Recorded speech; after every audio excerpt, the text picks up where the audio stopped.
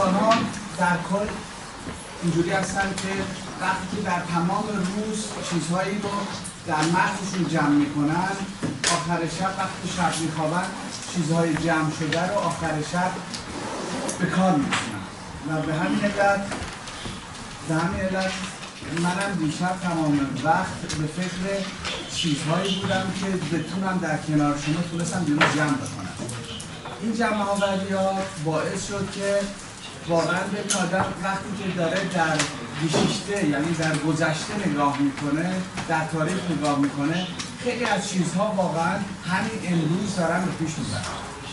و امروز که به تیم‌های اقتصاد رسیدیم، من خودم که واقعا دوستدار اقتصاد هستم، همه ما هر روز میتونن اقتصاد رو حس بکنن. وقتی ما صبح میریم نونوایی نون میخریم و میبینیم نون گرونتر از دیروز شده، باعث اخلاقمون میشه، باعث رفتارمون میشه. واقعا اقتصاد ما انسانها رو یه جورایی میتونه سوشیولوژی به عنوان سوشیولوژی تربیت بکنه. من علت خیلی خوشحال هستم که امروز این شانس به من داده شده که بتونم راجع به اقتصاد اینجا یه صحبتی داشته باشیم با دوستان عزیز. در اول آقای پروفسور دکتر تیم اپکنهاس در خدمتشون هستیم و خیلی خوشحال هستیم که بتونیم از چیزهای شما، از برآورده‌های شما یک جمع جدیدی و یک دیدگاه جدیدی شاهدی‌هایی که داشته باشیم. تشکر. سپاسگزارم. So, nachher, guten Morgen, meine sehr verehrten Damen und Herren. Ich werde mal einen Vortrag auf Deutsch halten und ich muss, glaube ich, erstmal so ein Disclaimer machen, was ich nicht machen werde. Ich bin zwar hier im Panel, wo es vor allen Dingen um Wirtschaft geht, ich werde aber jetzt nicht aus der Perspektive eines Ökonomen oder eines Wirtschaftswissenschaftlers sprechen, sondern eines Sozialwissenschaftlers, der sich mit Fragen der Wirtschaftsplanung und Sozialplanung im Iran, aber vor allen Dingen auch im größeren Kontext des Mittleren Ostens beschäftigt. Das, was mich interessiert, ist auch ein vergleichender Aspekt und das, was ich Ihnen heute hier vorstellen werde, ist so ein bisschen ein Desiderat, also noch nicht so vollständig ausgearbeitet und durchdacht, wie das vielleicht bei anderen Forschungsprojekten wünschenswert und vielleicht auch machbar ist. Also was ich Ihnen heute hier vorstelle, ist aus einem Projektantrag gewachsen, den ich mit Kolleginnen und Kollegen aus der Sinologie und der Politikwissenschaft angefangen habe zu bearbeiten und da versuchen wir so ein bisschen eine Forschungsplattform zu etablieren, dieses Desiderat zu nutzen, in diese Richtung weiterzugehen.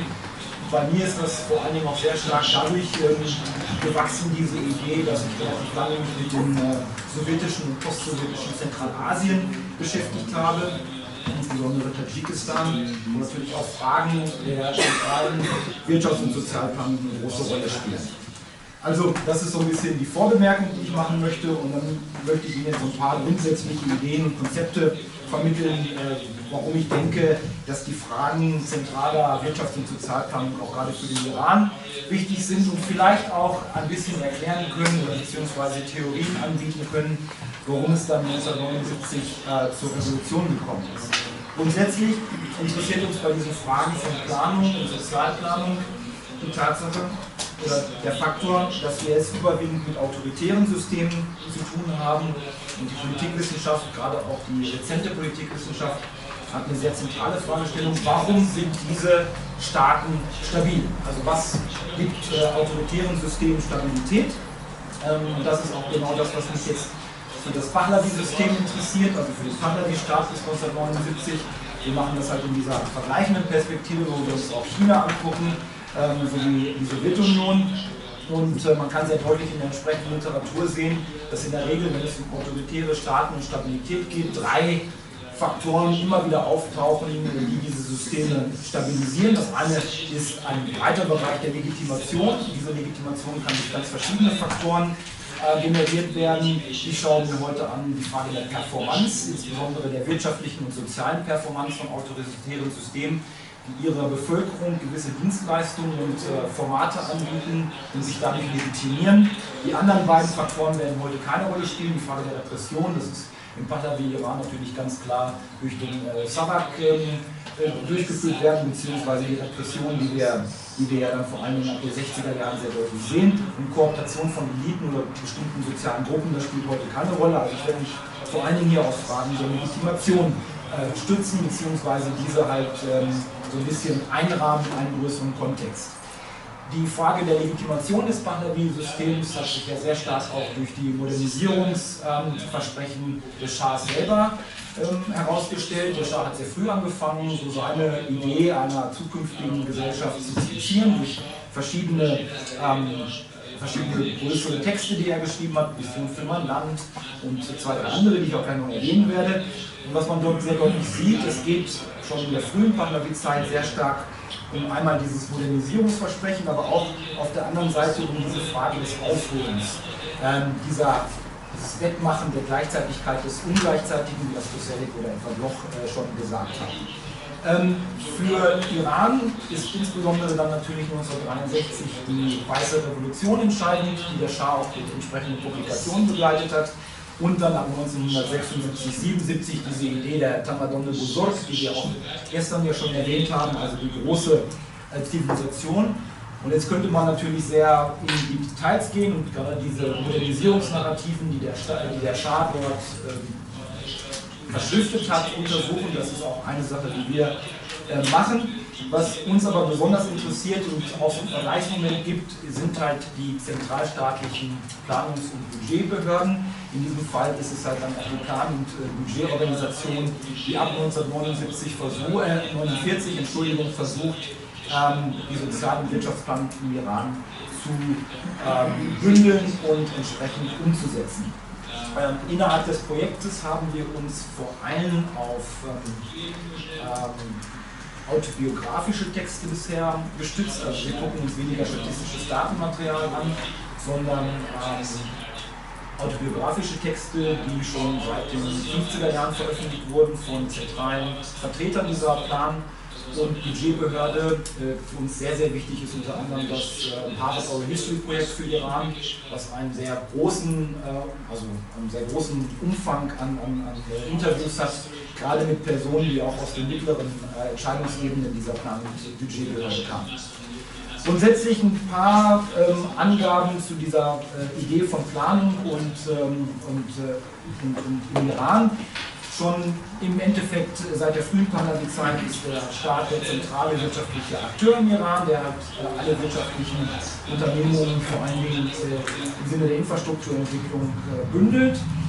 Wir haben eine sehr frühe Legitimationsnarrative in der Pahlavi-Dynastie in den 20er Jahren schon, dass diese Herrschaft mit Fortschritt und mit Industrialisierung verbunden ist. Das ist insbesondere hier diese Idee der autoritären Modernisierung, die wir in einigen anderen Teilen des Mittleren Ostens auch sehen. Und hinter mir das Bild des Treffens zwischen Reza Schah und Atatürk ist natürlich sehr bezeichnend für diese Zeit.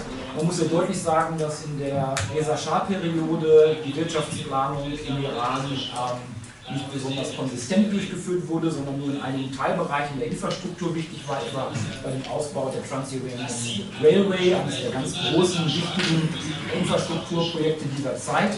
Aber es war keine Zentralplanung, wie wir sie etwa mit der neuen ökonomischen Politik in der Sowjetunion dann Mitte der 20er Jahre sehen. Also das war noch eine ganz andere Form der Planung, wo es vor allen Dingen erstmal um Zentralisierung ging, um diese Frage des Aufbaus eines integrierten Nationalstaats, und dann hat man noch sehr stark diese Ideen von wirtschaftlicher Autarkie gehabt, dass der Iran sich industrialisieren muss und halt damit auch entwickeln muss. Das ändert sich doch massiv nach 1945, also hier der Kontext, in dem wir uns auch in diesem Panel beziehungsweise auch in der Tagung hier konzentrieren, also diese Zeit nach dem Zweiten Weltkrieg bis zur Revolution.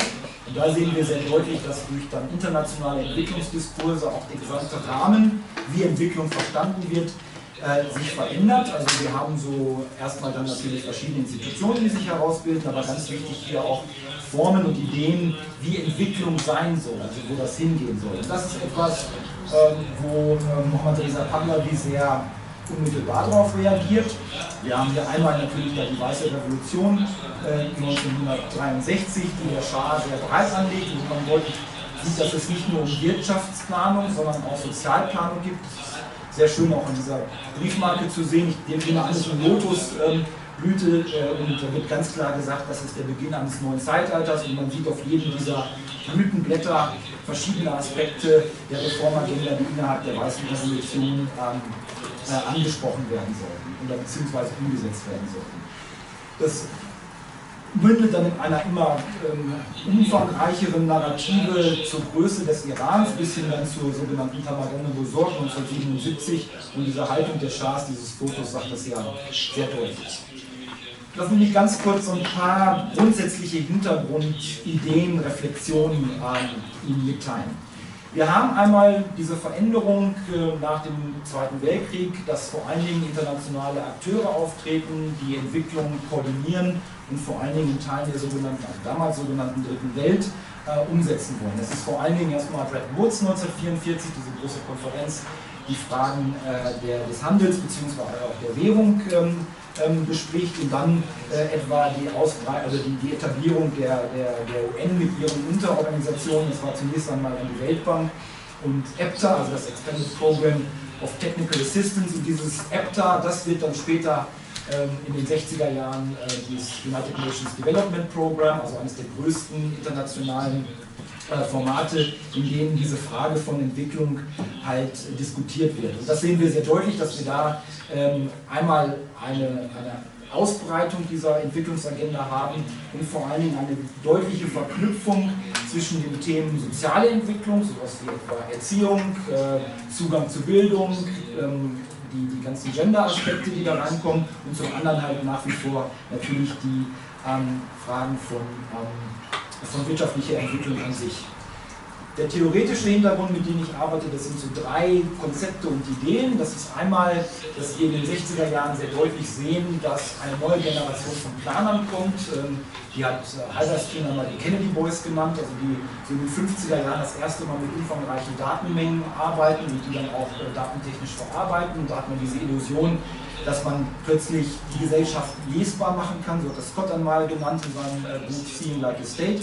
Das ist eine ganz wichtige Hintergrundnarrative, die ich für diese Frage von sozialen Wirtschaftsplanung tatsächlich sehr wichtig finde. Also diese Idee, dass Gesellschaften lesbar gemacht werden können durch etwa Planungsbehörden oder statistische Ämter, das sehen wir sehr deutlich. Das zweite ist, dass die Performance autoritärer Systeme zunehmend in das Blickfeld gerät. Man geht eigentlich davon aus, dass autoritäre Systeme innovationsfeindlich sind, aber das passt nicht so ganz, weil wir etwa wie im Pahlavi-Iran durchaus Systeme haben, die innovativ sind, und dadurch ergeben sich halt verschiedene Fragestellungen bzw. zwei große Dilemma. Das erste Dilemma wird von Huntington, den kennen Sie alle durch seine Clash of Civilization Narrative, aber Huntington war vorher sehr viel stärker in Fragen der politischen Transformation und Entwicklung involviert, insbesondere sein Third Wave of Democratization und die Frage politischer Ordnung in Transformationsgesellschaften, meine ich hier. Und Huntington formuliert 1991 die Idee der des Performance-Dilemmas. Das Problem ist, wir haben innovative autoritäre Staaten. Sie erhalten ihre Legitimation durch Performance, also indem sie wirtschaftliche und soziale Güter anbieten und die von der Bevölkerung auch nachgefragt werden, und damit wird Legitimität generiert. Jetzt ist aber normalerweise diese Entwicklungsnarrative mit einer zunehmenden Diversität der Gesellschaft verbunden, also die Gesellschaft öffnet sich, sie wird heterogener und sie wird nicht mehr so lesbar, wie das vielleicht in früheren autoritären Kontexten möglich war. Und durch die Performance, also durch die Fähigkeit des Systems, seinen Bürgern gewisse Dienstleistungen anzubieten, die legitimiert sie, macht sie sich überflüssig. Sie löst das Modernisierungsversprechen ein und damit natürlich grundsätzlich erstmal die Legitimationsnarrative an sich. Wenn ich diese Transformation der Gesellschaft, die Entwicklung, Modernisierung der Gesellschaft erfolgreich durchgeführt habe, und da müsste man fragen, was passiert nach 1963 im Iran, insbesondere wenn man sich die wirtschaftliche Entwicklung anguckt, bedeutet das, dass das System sich damit delegitimiert, dass es so performant ist, dass es diesen autoritären Rahmen nicht mehr braucht. Das ist eines dieser Dilemma, die Huntington untersucht, und etwa für Staaten wie Taiwan wie Südkorea feststellt, auch für einige der lateinamerikanischen Diktaturen, die sich in den 60er, 70er Jahren zu Demokratien verändern. Und das ist so eines der Themen, die uns interessieren. Und das Zweite, das ist vielleicht noch etwas spannender, das ist das sogenannte Innovationsdilemma. Das heißt, wir haben autoritäre Systeme, wie etwa das heutige chinesische, aber auch die Pahlavi-Dynastie, die ganz klar eine innovative Wirtschafts- und Sozialpolitik verfolgt. Innovation hier wirklich im breitesten Sinne, ich weiß, das ist ein vager Begriff. Ich habe jetzt nicht so viel Zeit, da länger darüber zu sprechen. Da müsste man das Schumpeter reinbringen und diese Idee des zerstörerischen Unternehmers. Das möchte ich jetzt nicht machen. Aber auch hier bedeutet das Innovation eigentlich auch die Legitimation des Systems, also eines autoritären Systems, unmittelbar bedroht. Das beste Beispiel jetzt rezent ist natürlich das Internet, was auf der einen Seite etwa dem chinesischen Staat ungeheure Möglichkeiten der Kontrolle eröffnet hat, aber auf der anderen Seite wird das ja auch immer wieder unterlaufen. Sie alle wissen, was ein VPN ist und sie wissen, wie man das macht. Und für die Pahlavi-Zeit kann man auch sehen, dass etwa durch solche innovativen Formate wie Stipendien, die zunehmende Mobilität von Iranern, die in Europa oder Nordamerika studiert haben, dass da eine Innovation in die Gesellschaft reinkam, die nicht mehr eingefangen werden konnte. Und diese beiden grundsätzlichen Ideen, also das Performance-Dilemma und das Innovationsdilemma, ist eigentlich eine relativ schöne Folie zu gucken, wie funktioniert das im Iran der 60er, 70er Jahre. Ja, also inwiefern delegitimisiert sich das System, indem es halt das umsetzt und inwiefern das vielleicht nicht existiert. Grundsätzlich gehen heute etwa Göbel und Merkel davon aus, also die Politikwissenschaftler insbesondere, die sagen, es muss einen Zyklus zwischen Innovation und Konsolidierung geben. Das heißt, immer eine Phase, wenn man jetzt die Weiße Revolution etwa 63 sieht, das wäre eine Phase der rapiden Innovation, dann müsste es auch eine Phase geben der Konsolidierung des Systems, und da könnte man sagen, es ist vielleicht auch durch die Entwicklung der 70er Jahre, insbesondere den Ölpreis, die Ölpreiskrise und dann diese ungeheure Aufblähung des Planapparates nicht möglich gewesen. Die Rahmendaten im Iran, die kennen Sie alle. Ich will es jetzt nur noch mal ganz klar sagen, dass wir in den 60er Jahren eine sehr starke Performance haben des Systems mit sehr hohem Wirtschaftswachstum, bei moderaten bzw. hohen Bevölkerungswachstum. Wir haben weiterhin den Aufbau des Staates, der zum dominierenden Wirtschaftsakteur wird. Wir haben die typischen Probleme gerade dieser Transformationsökonomien der 60er, 70er Jahre. Einmal die Frage des Privatsektors, der unterentwickelt ist, beziehungsweise auch durch autokratische Interventionen immer wieder zurückgesetzt wird. Wir haben die klare Dominanz des Erdölsektors und dann durch die Ausgabenpolitik der 72, 73er Jahre dann auch eine sehr hohe Inflation. Ich habe Ihnen noch hier mal diese, ich finde, ganz interessante Grafik von Esfahani und Passaran an die Wand projiziert, wo man sehr deutlich sieht, also diese grüne Kurve, das ist die iranische Performance, dass insbesondere diese Zeit nach 63 zu einer Periode gehört, in der Iran dieses Mobilisierungsversprechen bzw. auch diese Idee des Auffüllens sehr deutlich eingelöst hat. Und das Ganze ist auch dann interessant, wenn Sie mal so in die politikwissenschaftliche Literatur der 70er Jahre schauen, wo es darum geht, wie Iran sich zur Jahrtausendwende positionieren wird. Da sind sehr viele Juni und andere davon ausgegangen, dass Iran irgendwie so um das Jahr 2000 so Wirtschaften wie etwa das Vereinigte Königreich und andere überholen werden. Das hat sich natürlich nicht ergeben, aber hier geht es mir auch erstmal um diese Erwartungshaltung und diese Frage der Einlösung des Modernisierungsversprechens. Der Akteur, den wir uns angucken, also wo wir mit Kollegen sagen, das ist eine gute Vergleichsfolie, das ist halt die sogenannte Plan- und Budgetorganisation, die es in vielen autoritären Systemen gibt und die wir eigentlich idealtypisch auch aus der Sowjetunion bzw. aus China kennen. Im Iran ist das die Sazone Barnome Resiva Budget, die gibt es heute übrigens noch unter einem anderen Titel, die seit 1949 halt diese Planung im Iran durchführt. Das ist in der Regel entlang von 7 Jahresplänen erfolgt, die zunächst einmal insbesondere dazu dienten, Investitionssektoren zu identifizieren. Das war also noch keine Globalplanung, wo wirklich in Einzelheiten gegangen wurde, sondern es ging erstmal nur darum, dass man versuchte, insbesondere den industriellen Bereich so zu planen, wie man das für die nächsten Jahre vorgesehen hat. Von Anfang an war ein sehr starkes auch amerikanische Involvierung in diese Budget- und Planbehörde evident. Also viele der Mitarbeiter dort kamen aus amerikanischen Kontexten bzw. Universitäten. Das sollte man auch sehen. Ganz wichtige Figur hier, auch für die Geschichte Irans im 20. Jahrhundert keine ganz unwichtige Figur aus ganz verschiedenen Perspektiven ist Abu'l-Hasan Epkenhans, der 1899 in Rasht geboren ist und, glaube ich, 1999 in London verstarb. Das waren früher Wirtschaftswissenschaftler bzw.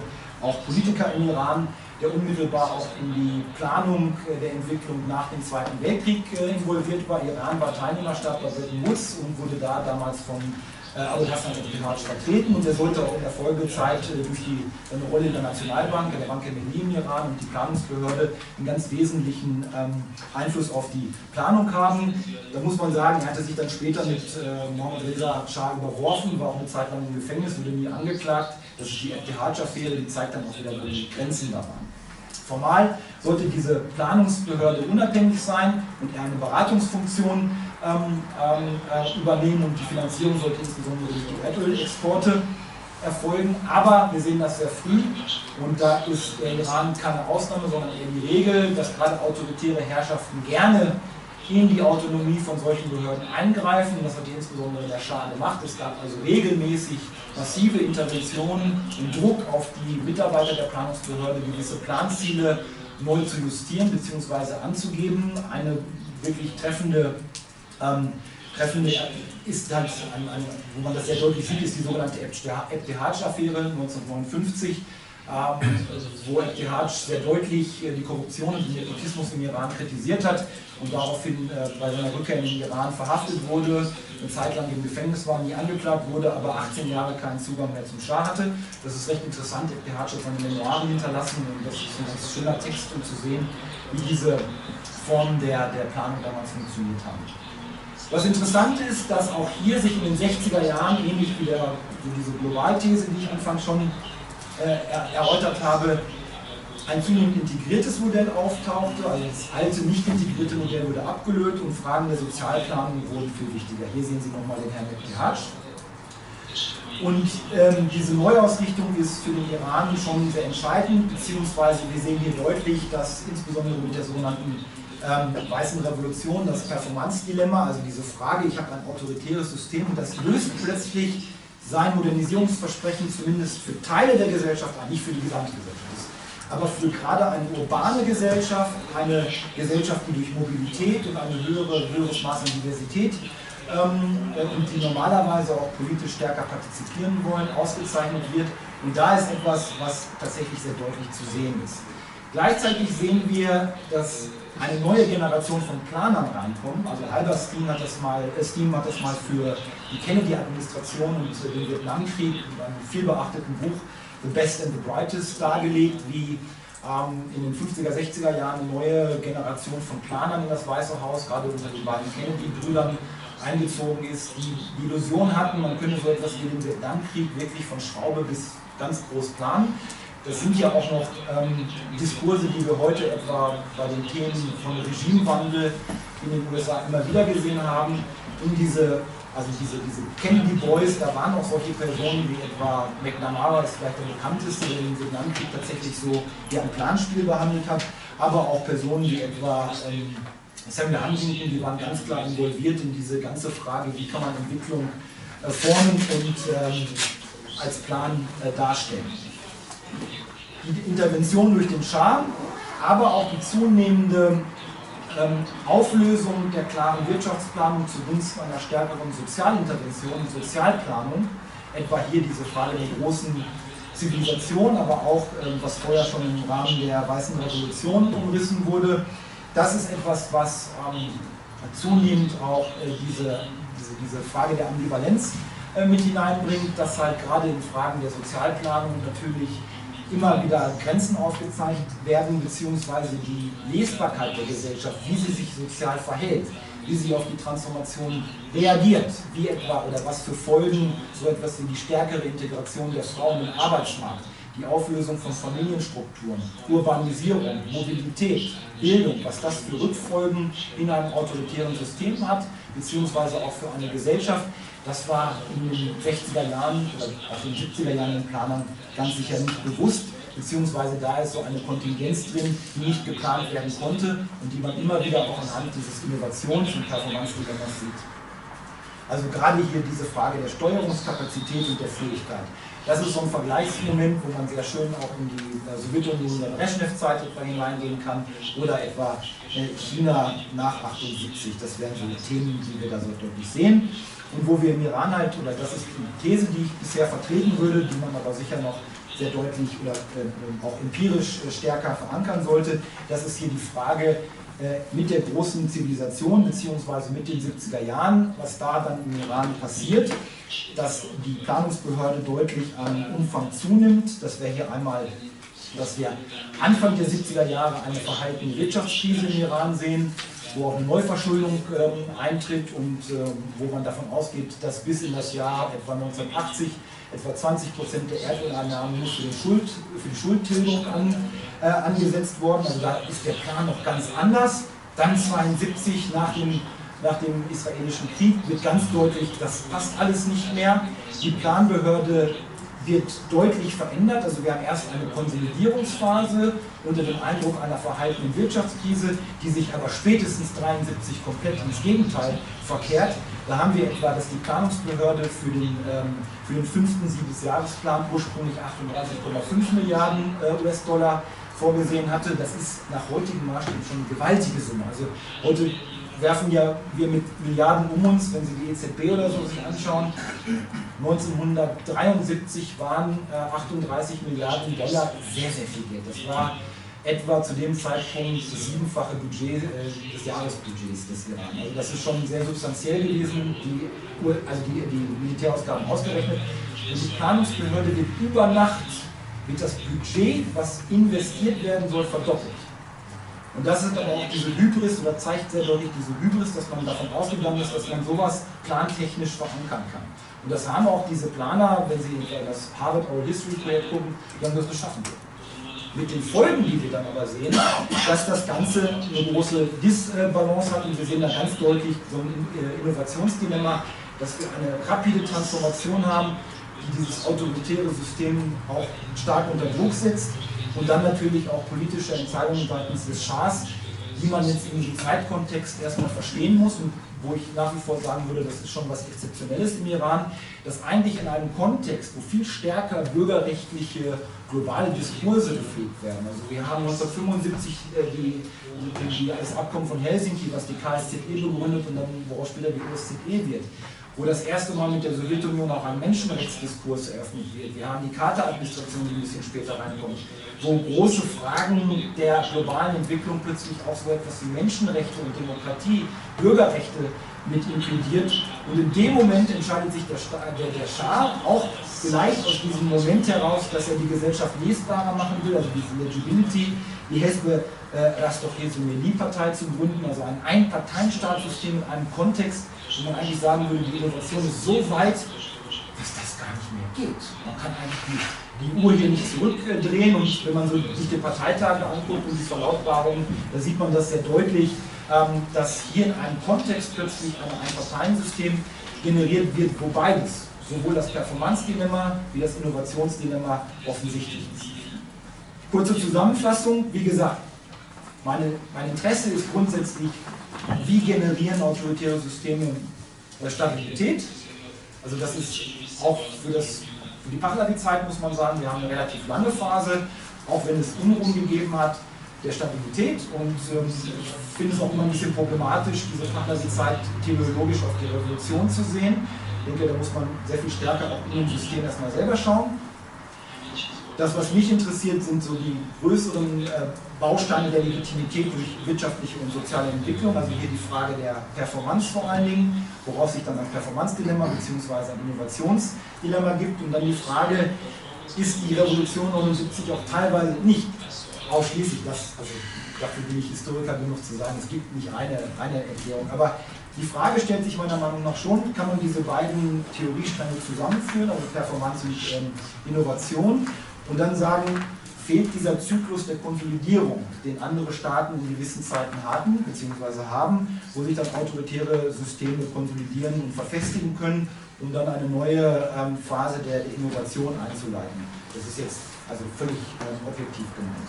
Und das, was uns da unterschwellig auch noch interessiert, beziehungsweise was wir sehr zentral sehen, ist dann doch schon die Hybris, gerade von Planungsbehörden beziehungsweise von autoritären Systemen, dass sie Gesellschaften tatsächlich lesbar machen können. Das sehen wir, also das ist so ein zweiter Aspekt, den wir für Zentralasien gerade anlegen, wo es darum geht, inwiefern autoritäre Systeme, die sich eigentlich säkular geben, versuchen, Religionen lesbar zu machen. Insbesondere halt so etwas wie, was wir in Tadschikistan, Kirgisistan und anderen Ländern sehen. Das ist so ein bisschen das Interesse, was wir daran haben, und ich danke Ihnen für Ihre Aufmerksamkeit.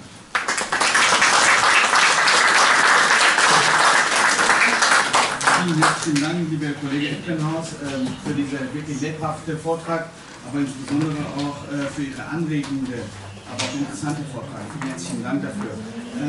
Jedoch, wenn ich darf, dann würde ich gerne schon voraus ein paar Fragen stellen und darauf hinweisen. Gerade in der Zeit, wo wir von einer selbstorganisierten Organisation sprechen, ist umso bedeutender und umso wichtiger ist es, die Freiheit. Die Freiheit, denn Sie haben ja mehrmals über dieses Thema Innovation gesprochen, und gerade wenn das Thema Innovation ist, um Innovation in eine Gesellschaft zu stärken, brauchen wir Freiheit. Das bedeutet Denkfreiheit, denn Innovation steht durch Freiheit, freies Denken. Und ich weiß nicht, und in diesem Zusammenhang stellt sich für mich nur die Frage, was ich im Grunde genommen vielleicht vermisst habe, vielleicht können Sie mir da helfen. Über welche Bildungsquote haben wir in den Jahren gesprochen, wo wir jetzt die ganze Untersuchung gerade hatten? Diese Bildungsquote spielt wiederum auch eine große Rolle meines Erachtens, weil wir sprechen über Industrialisierung in Bezug auf Innovation, in Bezug auf Innovation, und dann kommt noch mal dieses Thema, ja, so gut wie es heißt, man hat investiert, unheimlich viel Geld, wie Sie vorgetragen haben. Was bringt diese Investitionen in Investitionsberechnung, wenn die Bildungsquote nicht da ist? Das bedeutet, Wirtschaft wächst ohne Ende, die Bedürfnisse der Menschen wachsen mit dieser Wirtschaft, und auf der anderen Seite haben wir ein Problem. Die Menschen können damit teilweise gar nicht umgehen oder sind überfordert. Und dann stellen Sie nochmal hin, ja, wir haben im Grunde genommen eine Regierung, die wir gar nicht mehr brauchen. Ja, das ist das Performance-Problem. Und das ist das Interessante. Und jetzt wird nochmal drauf, wir schauen in die Geschichte, was für Fehler gemacht worden sind. Wir wollen Innovation, damit wir eine Stärke haben, und zwar eine internationale Stärke haben einerseits. Auf der anderen Seite hat man durch Verstaatlichung gewisser Dinge, hat man Innovation getötet. Also komplette Dilemma. Und auf der anderen Seite nehmen wir das Geld von dem Volk und investieren in Dinge, die gar keine Zukunft haben. Also das ist so meine Fazit aus Ihrem Vortrag. Sie können mich gerne kommentieren. Nein, also danke. Also ich finde es sehr gut, dass Sie hier nochmal diese Frage auch von Freiheit ansprechen. Das ist so ein bisschen problematisch, weil das, was Sie zusammengefasst haben, ist im Prinzip der Ansatz, der lange Zeit auch in der Politikwissenschaft verfolgt wurde, dass Innovationen bzw. autoritäre Systeme nicht frei sind, innovationsfeindlich sind. Wir sehen aber gerade im 20. Jahrhundert, dass das so nicht stimmt. Also dass wir, und da würde ich jetzt China als ein Beispiel nehmen, wo wir ein definitiv nicht freies Land haben, da gibt es nicht einmal Wahl, das gibt es nicht, das aber in vielen Bereichen extrem innovativ ist. Wenn Sie heute an die chinesische Küste gehen, also an die großen Hafenstädte, da sind die Städte deutlich moderner und innovativer, als das etwa für Berlin oder für also Freiburg oder so etwas gilt. Das ist schon mal sehr auffällig. Das heißt, wegen diesem Thema Bildungsquote. Ja, und das Zweite, aber genau das ist, China hat eine enorme Bildungsquote, und das Pahlavi-System hatte auch eine sehr steigende Bildungsquote. Aber wir müssen uns ja hin und wieder auch von diesem Bildungsideal, dass das immer dazu führt, dass man kritische und reflektierte Studierende dann heranzieht, lösen, wenn man auch in einem autoritären Kontext diese Bildung durchzieht. Ich meine, da muss man ebenfalls mal schauen, dass natürlich auch im Pahlavi-System Bildungsinhalte vertreten wurden, die nicht dazu eingeladen haben, kritisch zu denken. Jetzt haben wir aber dann das Innovations- bzw. das Dilemma, dass gerade wenn dann, und da sind die Zahlen ja sehr deutlich in den 60er Jahren, dass die Bildungsmobilität von Iranern etwa ins westliche Ausland deutlich zunimmt, und die kommt ja wieder. Und die bilden natürlich dann gerade im urbanen Kontext eine Gruppe von Personen, die wir dann auch in den Planungsbehörden sehen, die das System sehr viel stärker in Frage stellen. Und das heißt, ein letzter Hinweis, da habe ich ein großes Problem, hier über eine Innovation zu sprechen, liebe Freunde. Ich glaube, hier kann man nicht über eine Innovation sprechen, sondern hier ist lediglich nur eine Kopierung. Denn dort wurden ja im Grunde genommen die westliche Gedanken kopiert. Und es war weniger Ansätze, weniger Neuerfindungen, die seitens iranischer Wissenschaftler gemacht worden sind. Wenn wir da, ja, genau. Und dementsprechend, ich hatte eher den Eindruck, dass wir eher Kopierung vorgenommen haben. Und das ist ja der Vorwurf, der auch erhoben wird. Ja. Genau. Ja, okay. Wenn ich weiter mit den Fragungen, wenn ich dazu was sagen? Gerne, sehr gerne, ja. Also, Mit der Übersetzung. geht es? Ja? Sorry. Also, wir haben das Problem Innovation kopiert. Da gehen wir davon aus, dass die Innovation, also ein grundsätzliches Problem ist, das kein gesellschaftswissenschaftliches Problem, das ist ein begriffliches Problem. Bedeutet Innovation die Erfindung des Rades oder unter Umständen die Anwendung des Rades unter irgendwelchen Bedingungen? Ja? Oder Ergänzung oder vielleicht Erweiterung. Wenn wir uns das Label Innovatoren hier erhängen wollen, sind wir dann verpflichtet, unbedingt ein Rad zu erfinden, oder ist Kopieren, das akkurate Kopieren, das die Übernahme von irgendwas, unter bestimmten Umständen, sage ich jetzt einmal, also im rechtsfreien Raum, sogar zu plagiieren, ist das nicht auch eine Form von Innovation und damit eben etwas anderes? Das kann es sein. Das kann es sein, wenn Verbesserung stattfindet, oder? Das gibt es für alles, würde ich sagen. Okay. Das gibt es für alles. Ich habe lange Zeit verfolgt, das Thema des Plagiat-Diskussion bei den akademischen Abschlussarbeiten, sondern Plagiat im Kunstbereich. Und dann ist der mit dem italienischen Namen, mein Namensgedächtnis ist vergessen, der fällt mir nachher wieder ein, hat eine Autobiografie im Gefängnis geschrieben, ja, wo er am Schluss dann gesagt hat, und wer ist das, Giacetti oder so, Beltracchi, sagt er, und ich verspreche Ihnen eines, in mindestens 300, in den europäischen Museen hängen mindestens 300 Beltrachis, aber ich sage Ihnen nicht welche. Ja? Und die sind dann sogar gerne und das. Also ich werde sagen, wenn ich jetzt das Modell vor Augen habe, dass der Kunstmarkt übertrieben ist und ich radikal den Kunstmarkt zerstören möchte oder schädigen möchte oder sonst etwas, dann ist Beltracchi für mich einer der innovativsten Künstler des Übergangs vom 20. ins 21. Jahrhundert. Ja? Als Kopist. Das ist also, da ist die Frage, damit will ich darauf raus, ja, dass also die Geschichte von, wir machen alles nach oder es wird nur nachgemacht und so weiter, das kann man ernst nehmen, aber ich warne davor, daraus ein Ideologem zu machen. Ja? Also zu sagen, wir kopieren nur, wir müssen unbedingt das Englische haben. Das ist natürlich eine inneriranische Diskussion, die permanent ist. Ole Ahmad hat sie nicht erfunden. Ja? Das steht weit zurück. Ja? Da müssen wir die anderen nachmachen, müssen nicht nachmachen. Es ist eine Diskussion, die in alle Bereiche weltweiter, ja, vergleichbar gewordener höherer und unterer Entwicklungsstufen vor sich diskutieren. Aber ich würde wirklich einladen dazu, diese Frage des Imitierens oder Nicht-Imitierens, ja, nicht zur grundsätzlichen Frage. Wer wird es? Also ansonsten, das ist in dem Fall eher ein rhetorisches Problem. Und vielen herzlichen Dank dafür. Klar, es muss aber gekönnt sein. Definitiv, wie wir das gerade dargestellt haben. Ja, nächste Frage, bitte. Vielleicht einmal Mikrofon. Danke.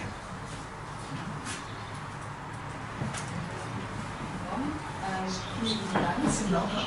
Danke. Klein bisschen lauter, dann wäre super.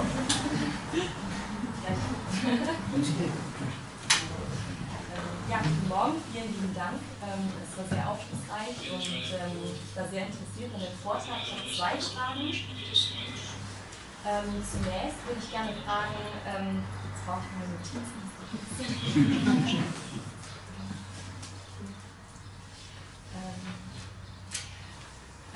sprachen davon, dass gleichzeitig während international Menschenrechtsdiskurse und Demokratisierungsprozesse und Diskurse vollbracht worden sind, Pahlavi ein Parteiensystem im Iran eingeführt hat. Würden Sie der These zustimmen, dass mit Hinblick auf die Dilemmata, die Sie ansprachen, Innovations- und Performance-Dilemma, auch mit einer sozialen Schwierigkeit innerhalb Irans in den 1970er Jahren, dass die Antwort des Schahs, dass ein Parteiensystem, gerade wo international eigentlich Öffnungsprozesse und Menschenrechtsprozesse stattfinden, dass es wie eine Antwort ist, also um das eigene autokratische Regime wieder zu stabilisieren, zurück zur Legitimationsstrategie zu finden? Das ist die erste Frage, also Legitimation durch Repression quasi. Und die zweite Frage schließt sich an den Abschluss an, wo Sie schon von den Faktoren für die Revolution 1979 sprachen, und Sie haben ja auch schon angesprochen, dass wir nur von Multikausalität sprechen können. Allerdings würde ich gerne nochmal aus Interesse den Punkt aufgreifen der Legibility in Bezug auf also die Zählbarkeit gesellschaftlicher Prozesse und die Zählbarkeit der Gesellschaft als ein Faktor der Revolution. Wie stark würden Sie den einordnen und wie stark würden Sie auch die Innovations- und Performance-Dilemma der 1970er Jahre als Faktor der Revolution 1979 einschätzen? Das ist die Frage. Ja, ganz herzlichen Dank. Also diese Frage der Rastoches-Partei als Teil, man muss ja sehr deutlich sagen, das ging ja einher dann oder wurde gefolgt mit dieser Idee der Tamadone besorgt, der großen Zivilisation, und erstmal war das kein repressives Angebot, sondern das war im Prinzip etwas, wo der Schah gedacht hat, dass er da das bündeln kann. Die Repression passierte parallel, also das muss man sehr deutlich sagen, und sie hat sich dann auch nochmal verhärtet in dem Moment, wo auch die wirtschaftliche Entwicklung da zurückging bzw. Probleme aufwies. Aber ich würde da eher sagen, dass wir diese Intervention der Schahs und dann im Endeffekt die Entscheidung, dieses Einparteiensystem durchzusetzen, dass das sehr stark auf einer Hybris aufgebaut hat, dass da die Personen um ihn herum auch dachten, dass die Gesellschaft so weit lesbar wäre, dass man sowas beeinflussen kann. Und da kann ich gleich mit der zweiten Frage weitermachen. Scott geht davon aus, dass diese Frage der Lesbarkeit oder diese Frage der großen Projekte, die da durchgesetzt werden, dass die scheitern. Dass diese Lesbarkeit eine Illusion ist, die nicht gegeben ist und wo sich, er nimmt etwa die Sowjetunion, da die Kollektivierung der Landwirtschaft 28, das war eine Riesenkatastrophe mit Millionen von Toten. Er guckt sich den großen Sprung Maos in China an, das ebenfalls eine Katastrophe mit Millionen von Toten war. Also er sieht das sehr negativ und schaut sich an, warum diese Planung scheitert, und er bezieht das halt auch auf diese Illusion der Lesbarkeit, dass es eine Zeit gab, wo man etwa durch Big Data oder so meint, gesellschaftliche Prozesse steuern und auch lesbar, also verstehen zu können, und er hält das für eine Illusion. Also man muss ja deutlich sagen, dieser Ansatz ist eher eine Warnung, dass man so weiter vorgeht. Also dass einfach da Kontingenzen, also Zufälle in solchen Systemen bzw. Entwicklungen sind, die man nicht vorhersagen kann. Die Lesbarkeit nicht da. Aufgrund der Zeitmangel würde ich gerne eine letzte Frage noch zulassen, wenn Sie erlauben, gerne. Eine letzte Frage.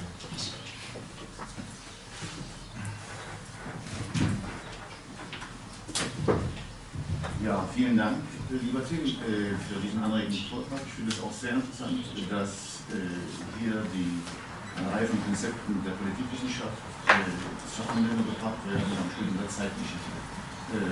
Das ist einmal ein Beispiel, wie Historiker sinnvoll theoretische Innovationen zur Anwendung bringen können. Ich hatte zwei kleinere Korrekturen, das werde ich dann beim Tee nochmal erläutern, aber eine prinzipielle Anmerkung zur Frage der Rastoches, die jetzt ziemlich diskutiert wurde. Wenn man genau hinschaut, ist eben im Gegensatz zu dem, was du gesagt hast, die Schaffung dieses Instrumentes ein Versuch einer Antwort auf diese Performance-Krise. Und das ist keine Idee des Schah. Der Schah, das Rastorchis ist nicht die Idee des Schah. Der hat mit dem Schah überhaupt nichts zu tun, erstmal. Kam aus seinem Umfeld. Als die Idee vorgetragen wird, die Rastorchis ist genauso eine Harvard-Idee wie die Planung und Leitung der Hartschlotte und später am Musiker. Als das erste Mal diskutiert wird, lacht der Schah das aus dem Rahmen. Wir sind doch nicht die Sowjetunion, was soll denn das für ein Unsinn sein? Die Idee wird aber dann weiterentwickelt, da kommen verschiedene Stränge hinein, da ist auch eine Rivalität zwischen Angouzegan und Corridor natürlich, die sich darüber ausspielt.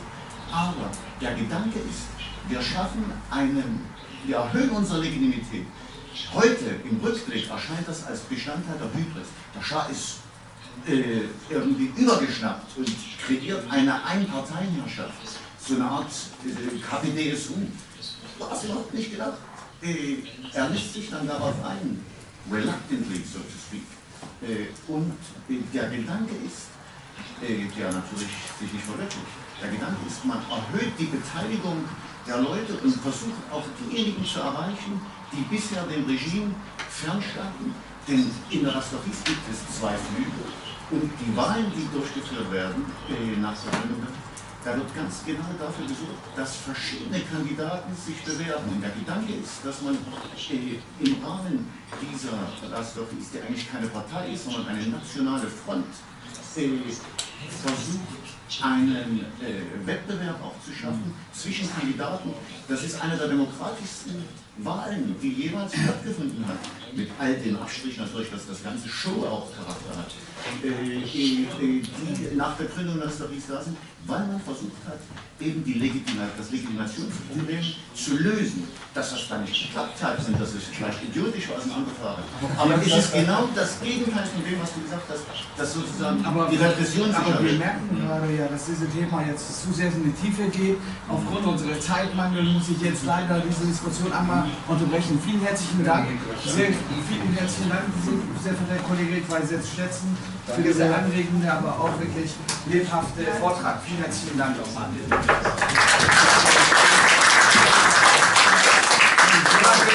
Unsere gute Freundin Prof. Dr. Mohammad Reza Farzanegan seinen Vortrag vorbereitet. Bitte erlauben Sie mir 2 Wörter verlieren in der Zeit, wo er seinen Vortrag gleich hier vorbereitet und wir loslegen könnten.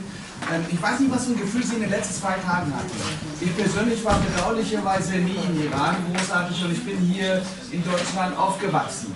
Und in diesem Zusammenhang möchte ich mich ganz herzlich bei unserem lieben Freund Herr Mojani und seinem Team, die wirklich so einen Rahmen vorbereitet haben, allein diese Organisation gemacht haben, möchte ich mich recht herzlich bedanken, denn ich werde wahrscheinlich keine Chance mehr haben, so ein Mikrofon vor mir zu haben. Ich nutze diese Zeit, um mich ganz herzlich bei Ihnen und Ihrem Team bedanken. Es ist wirklich traumhaft.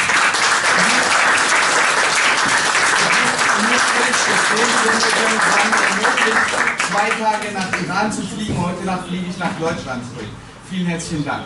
So zu meinem Freund, Herr Farzanegan. Ich freue mich, dass dieses Thema Wirtschaft so lebhaft ist und ich freue mich auf Ihren Vortrag, lieber Kollege, und hoffe auf weitere anregende Diskussionen. Bitte.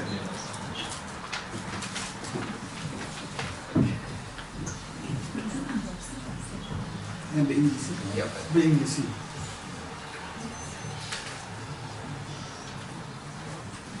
سلام به همگی.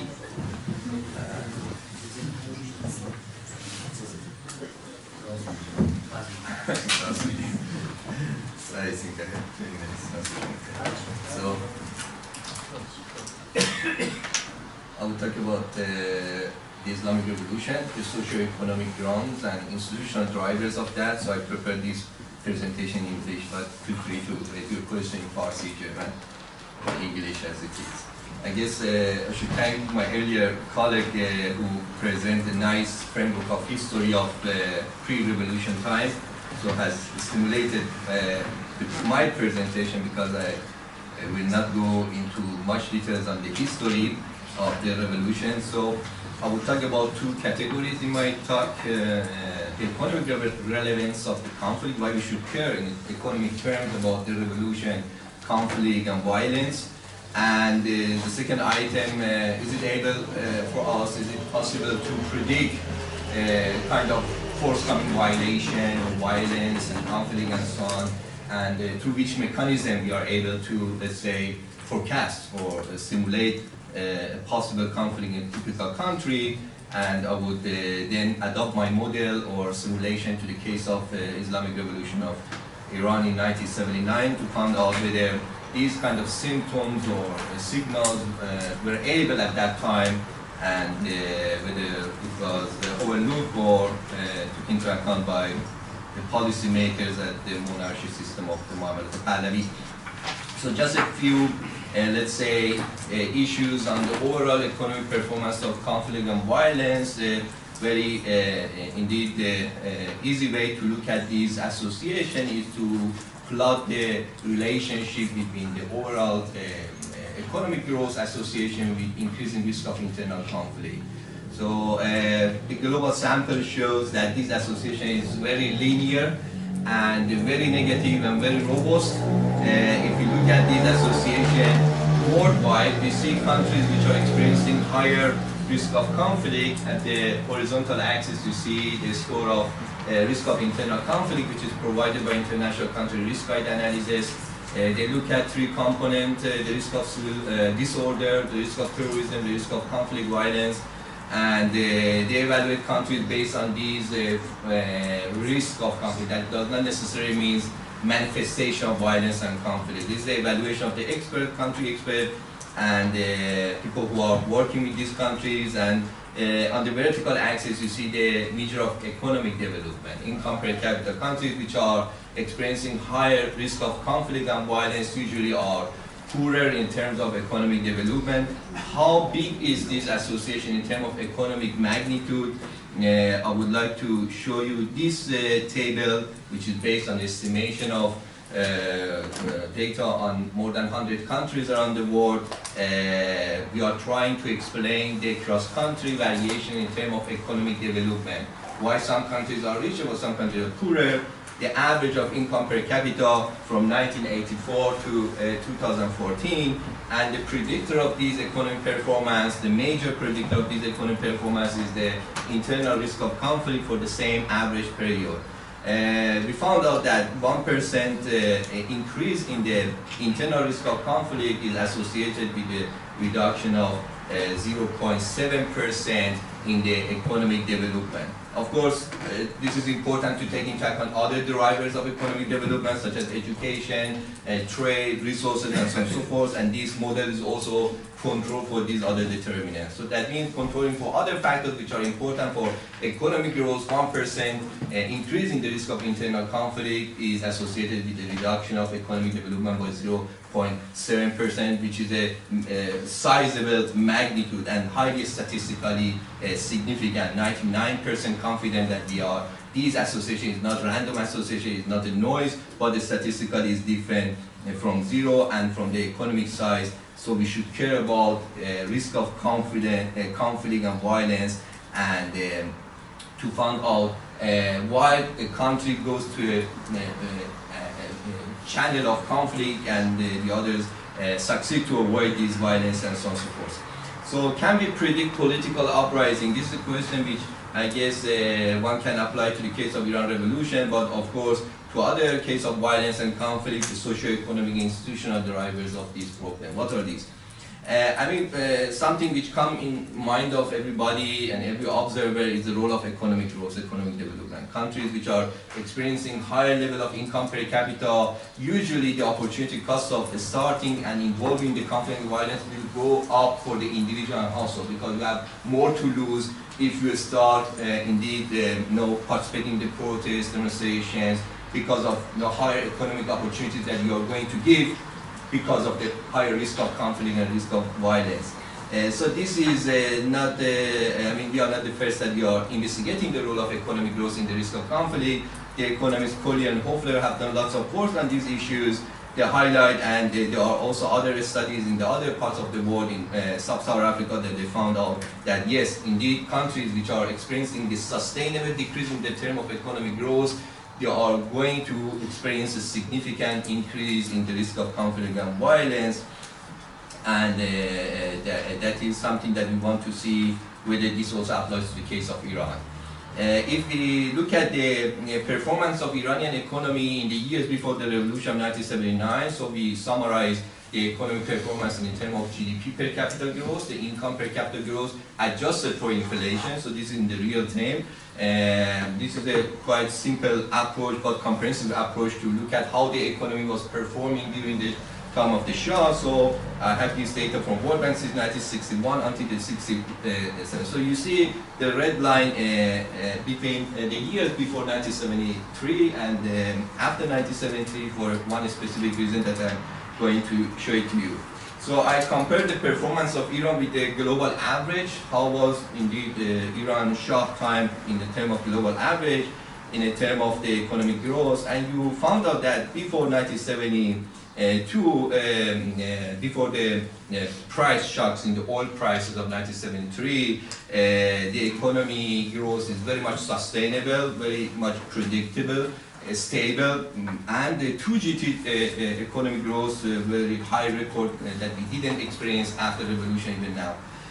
So something very strange happened during the 70s, especially after 72, and we found out that the economic growth fall down. It becomes much more volatile, as you see it here, sometimes highly positive, sometimes very negative, and this is the performance of the situation just a year before revolution. So you can recognize one specific pattern, that volatility of economic growth before the positive price shocks in the oil before 1972 was very much low, and volatility of the growth after the oil price shocks of 73, 74 was very much high. So we call it the standard deviation of the growth. So it's a measure of variance. So that means the Iranian economy in the years, 5-6 years before the revolution, was very much volatile. It was not like the 60s, which was the golden time of economic growth in Iran. The 70s, indeed, it was very fluctuating, highly unpredictable, and highly insecure. So that means the picture is quite also showing to a kind of problem. The reason for this, of course, was oil prices. The major reason for this. This is the oil prices that you see per barrel adjusted for the inflation, 7777. And you find out that exactly for this period of time, unfortunately here the Wert is not, but the Wert is $30 US. So the price of 1 barrel of oil within 1 year increased by 3 times.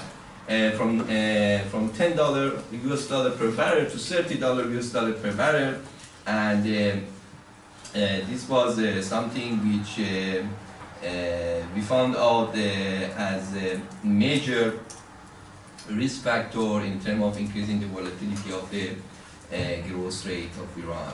And this increasing the oil prices stayed there until the time of revolution.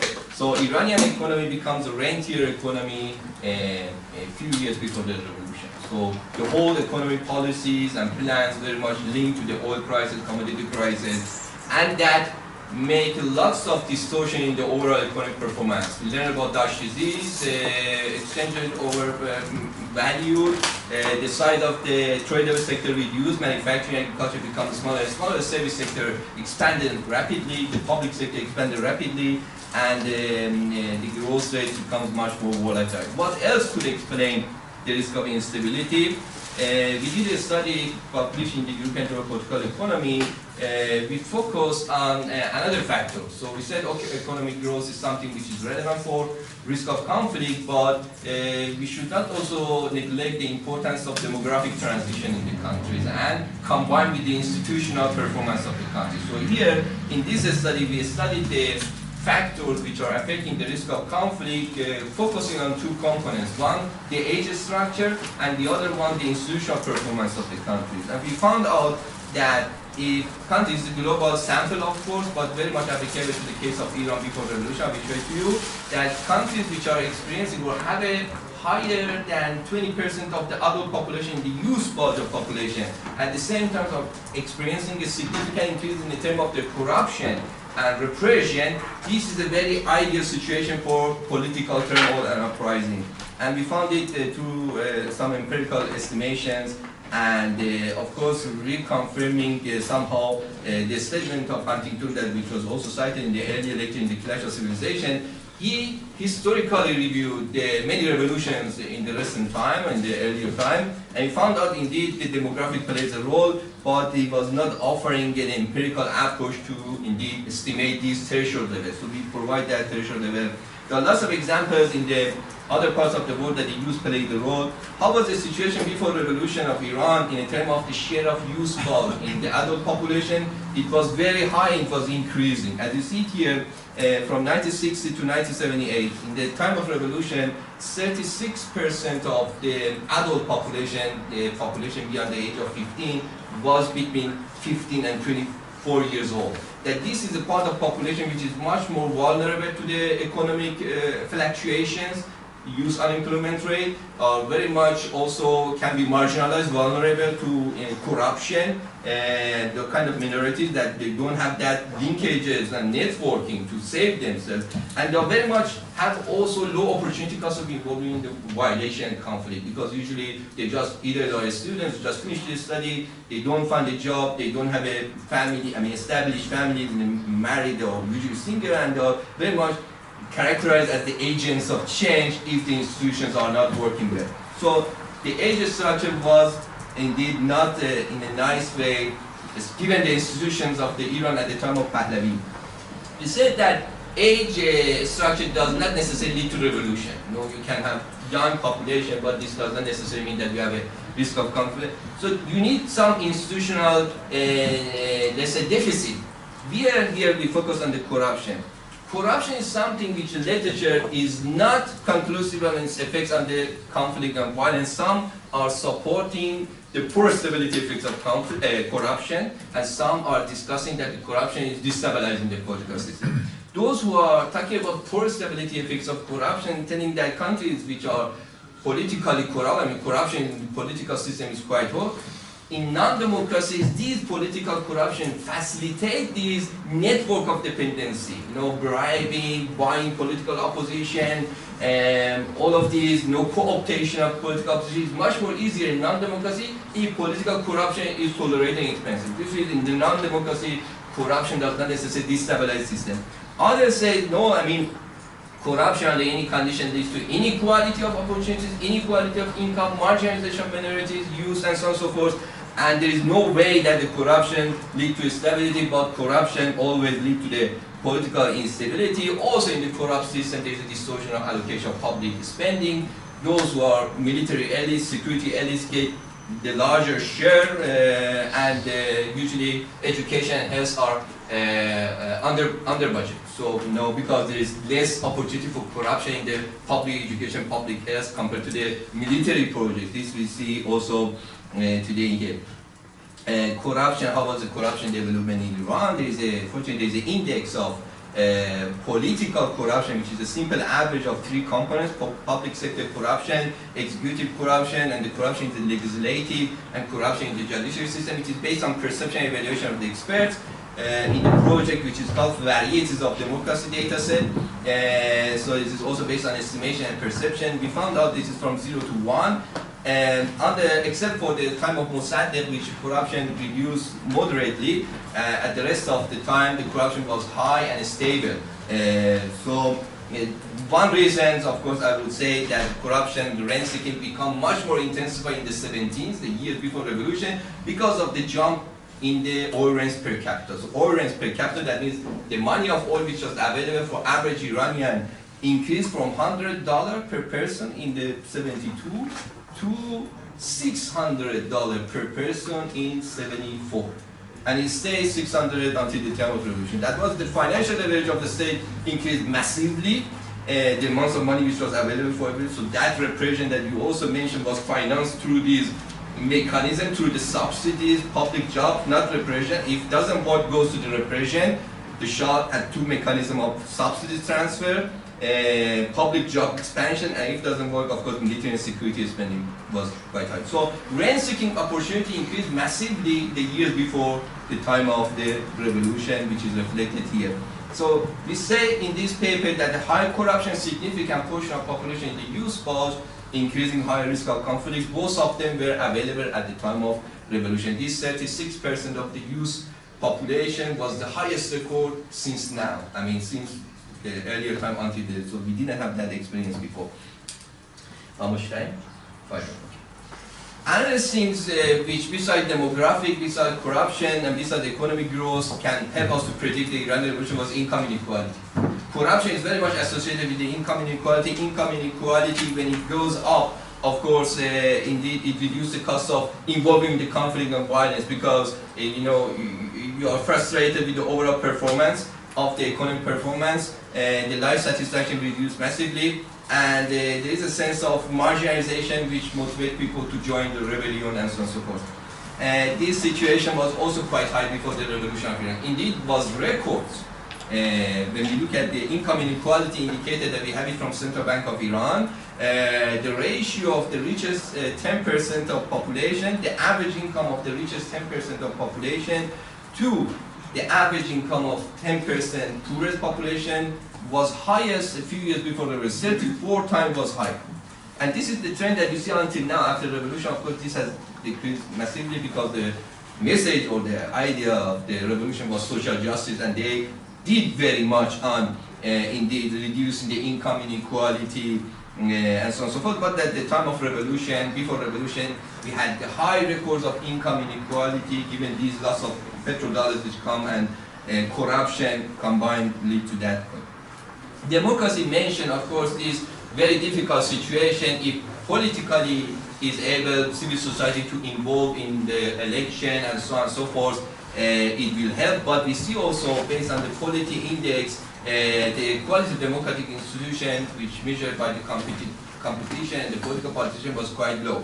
That figure show you the time of Mohammad Reza Farzanegan, who came to the power in September 1941 and left the country in January 1979. So you see, in its initial stage of governance, which was the World War, and after the World War was a couple of more openness in the press and so on, but immediately after the coup, after the removal of the Mossadegh in 1953, we see massively this situation has changed. So -10 was the bottom of this index until the time of revolution that the country experienced. The role of education, I conclude. Education has been also mentioned by political scientists, economic scientists. Countries which have a high degree of educational attainment participation, usually the individual also have a larger time horizon in the perspective, economic perspective. It increases the opportunity cost of involvement because you are expecting to lose more if you have higher skills and higher job opportunities. So education might discourage civil disorder. How was the situation before the revolution of 1979 in terms of school enrollment and higher education? Tertiary education, some also discuss these things. Indeed, it was the performance in Iran compared to the world average and compared to the MENA average was low. When we look at the percentage of the population who were enrolled at the college and university, tertiary level of the school, as the share of population who were eligible to the school, it was 4%. 4% of people who were eligible to go to the higher education. So it was kind of luxury good. It was a luxus, the so-called access to higher education. The average was 11%, 12%, and the MENA region was even more than this. So Iran performance in terms of education attainment was weak, and the illiteracy rate was almost 50%. So half of the population could not write and read. And at the same time, the allocation of the budget to military education will also help us to understand more these misallocation of the resources in the corrupt system, which is also democratically very close. So you will see here the share of money which goes to military spending compared to the money which goes to the public education and health under the time of Shah.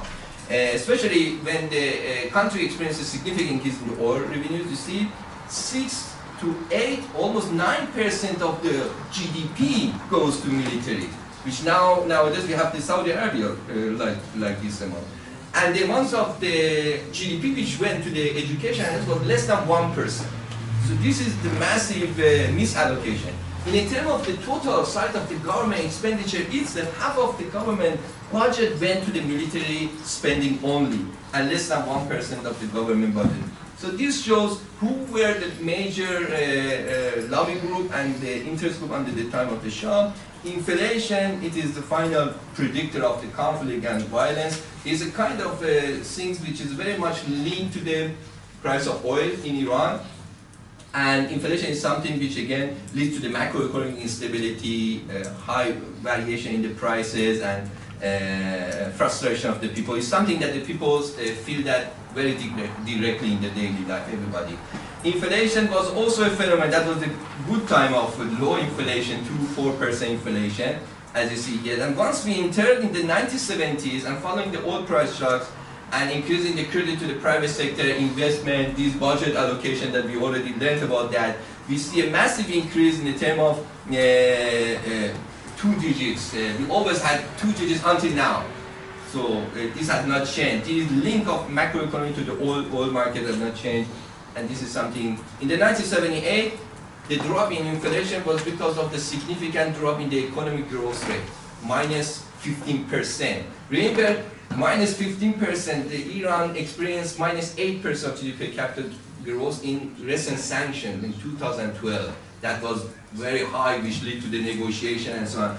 The time before revolution, we experienced -15%, which again, 2 years subsequent, minus negative economic growth, 77 and 78, which led to the, yes, we can predict, it was predictable, the revolution, if the political institution could analyze and indeed accept this critical point, but unfortunately due to the repressing political system and lack of free flow of information, they were ignored at the time that the Shah said he understood the message of revolution was quite late. And I guess most of these issues also apply to today Iran. When you talk about inflation, oil economy, unemployment rate, now environmental issues have been added to it, which was not the case at that time. So one should be very much careful in this. So thank you very much for your attention.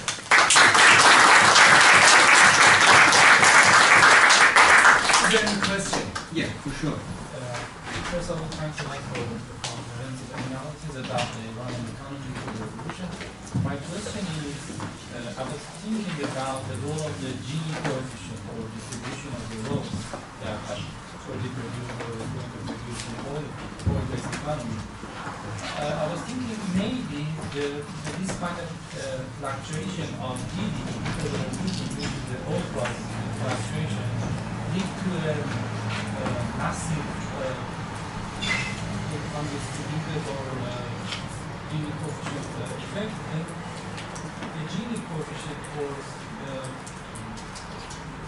this factor was the main effect on the uprising or the revolutions instead of the GDP fluctuation. Actually, we can consider the GDP as a proxy, but the main factor would be the Gini coefficient. I mean, yes, I mean, as I said, I mean, the relationship between economic growth, income per capita increase or decrease, and the risk of conflict to go through a couple of transmission channels, which one of them is the distribution of these economic size. We learned that was 2-digit economic growth always before the 70s, but how these wealth, these economies was distributed among the different layers and social classes was probably a problem which we see in the ratio of the richest to the poorest, which was high record in Iran. And that distribution of that created wealth. So the creation of the wealth per se is not guaranteeing a stable political system. The creation of the wealth plus the equal, fair, transparent distribution of that wealth is something which includes the life satisfaction, prosperity, and support social trust and social capital. This was missing due to the corruption, due to the lack of the high quality democratic institution, plus we should also not forget that the very highly, fluctuating trends of economic growth in the 70s, due to the entrance of the factor of oil as the major export revenues of Iran since 73, through that massive increase in the oil prices and linking this modernization of the economy to the exportation of the commodity, which is very much volatile in the market. Yes, Juni, for sure. I mean, the income inequality is something, and by the way, income inequality is something that you see also right now. I mean, the recent protest in Iran, where the people was chanting and say about these inequality. So it's not something, a story which is related to that time, but we see still is applicable. Any question? Yeah, for sure. In comparison to the Green Movement in 2009, can you see economic developments that can be compared to those of the 1970s? Yeah.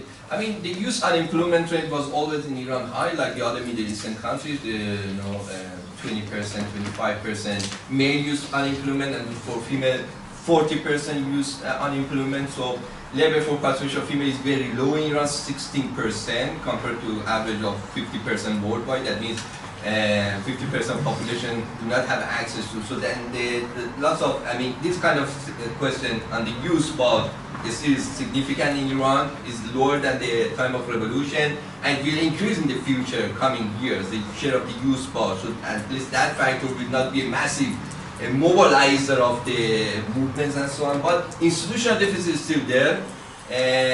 We have new elements of concern, like environmental concerns, the water problem, the pollution, which all affects the life satisfaction and mental health of the people. You have the issue of the sanctions. So in 2009 was not the peak of the sanction. The peak of sanction came in 2012 at the time of the end of Ahmadinejad. Most of these economic demands, injustice, issues, injustice and so on, which let's say reflected more in the recent, the last round of the protests, which happened in peripheries, not in Tehran. In the 2009 was a reaction to election results, mostly urban students and so on and so forth, but the recent one, which you see more presence of the young part of population in the smaller cities, in the provinces that you have never heard their names in Tehran. They were chanting for economic problems, mismanagement, corruption, inequality, more directly. And you started Mashhad, but it's management. So this is something. Thank you very much. Short question. Okay, this is the last one. Very short question, because you mentioned the question of military spending.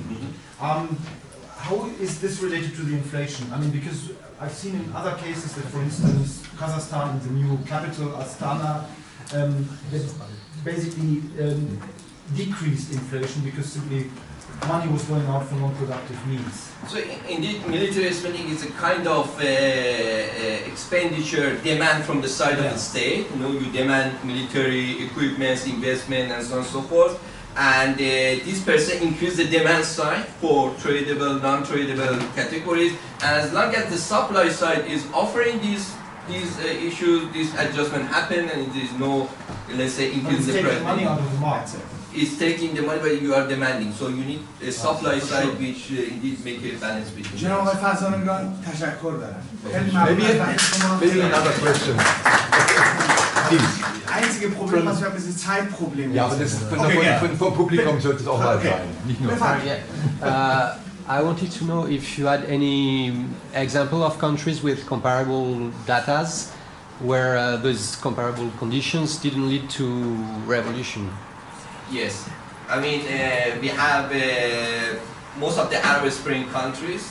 I mean, if you look at the Egypt, if you look at the Tunisia, if you look at Libya, if you look at the Syria, if you look at the Yemen, both have similar demographic structure as Iran, or even much more vulnerable demographic structure because still the significant portion of the population is youthful, and all of them, without exception, had these institutional deficits: high corruption, crony capitalism, nepotism, favoritism, patronage spending.